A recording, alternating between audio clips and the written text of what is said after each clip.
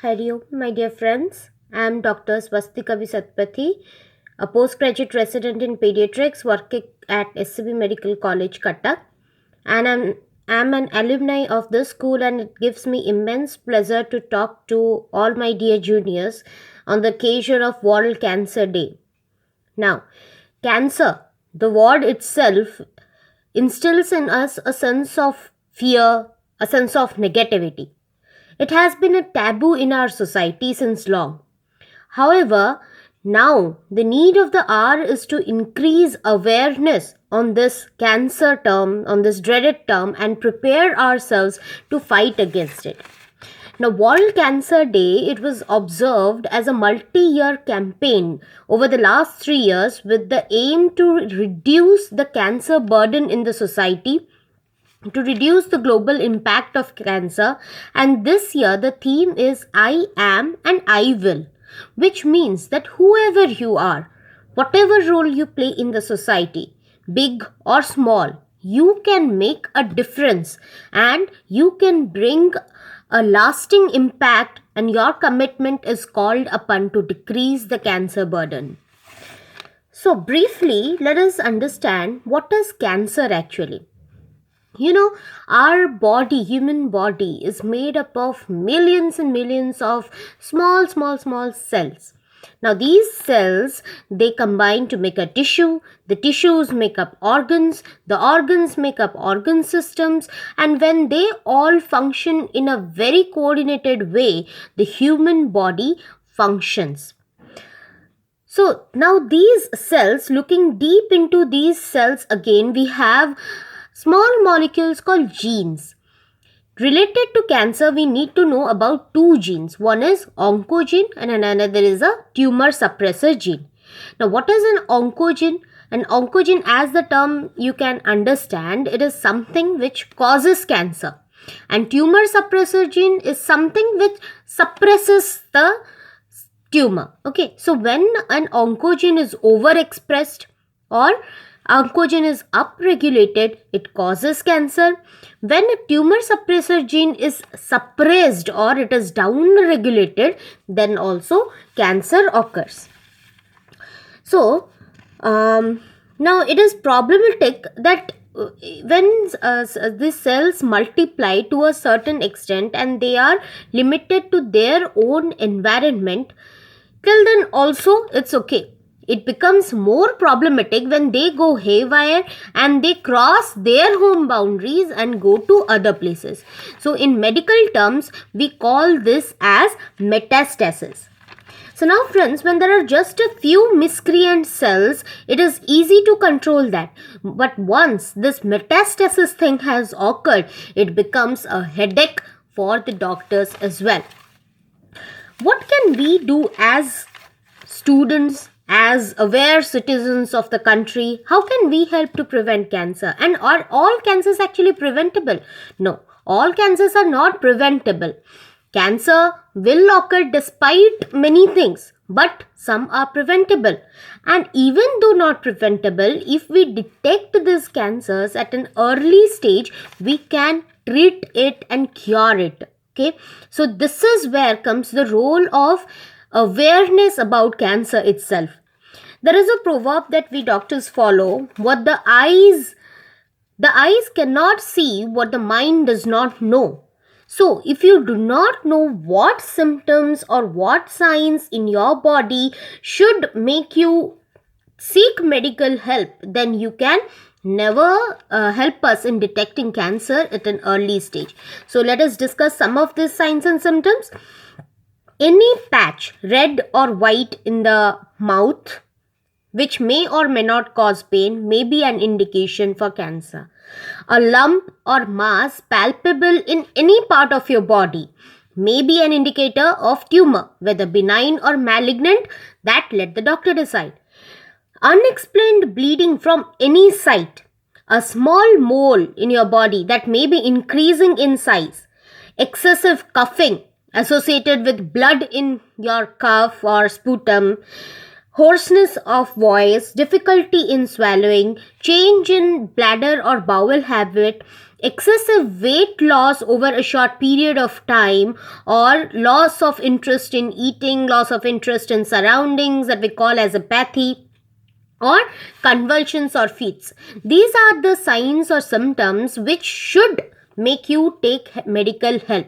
This does not mean that you definitely have cancer. So don't say that, okay, I'm having this and I need to be panicked that I have cancer. No. But if these are the signs and symptoms that occur, you should seek medical attention. Now, what can we do to prevent cancer? Though cancers are not entirely preventable, most of them are. And these cancer cells, they flourish in an environment which is helping them flourish. So, if we maintain a healthy body, a healthy surrounding, then we can suppress these cancer cells as well. So first things first, we all know cigarette smoking or tobacco, chewing, smoking, cigars, these all are causing cancer. There are two types of smokers. One is active smoker, one is passive smoker. Now, active smokers are those who are cutting the same branch on which they are sitting. That is, they are harming themselves by smoking. But passive smokers are all of us. We are also affected equally, like the active smokers, when we are coming in contact with those who are smoking.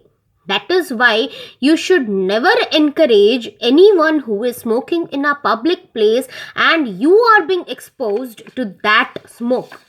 This tobacco smoke or tobacco chewing can cause all sorts of cancer: lung cancer, oral cancer, esophageal cancer, bladder cancer, stomach cancer, and the list goes on. Apart from that, it can also cause asthma. It can also precipitate asthma, chronic lung diseases, heart attacks, etc. So, this is a very, very bad habit which should be discouraged. Not only that you should not take up that, but if anyone is doing nearby you, discourage that. Second, a healthy life. Healthy life includes good physical activity. If you are physically active, it has been shown that there is decreased risk of colon cancer and breast cancer. Other than that, there are innumerable other diseases that can be prevented by staying healthy. Obesity itself is a risk factor for many disease conditions. Third is a balanced diet. Now, we have all heard balanced diet, but specifically for cancer, it is a high dietary fiber diet with low fat. That is what prevents cancer.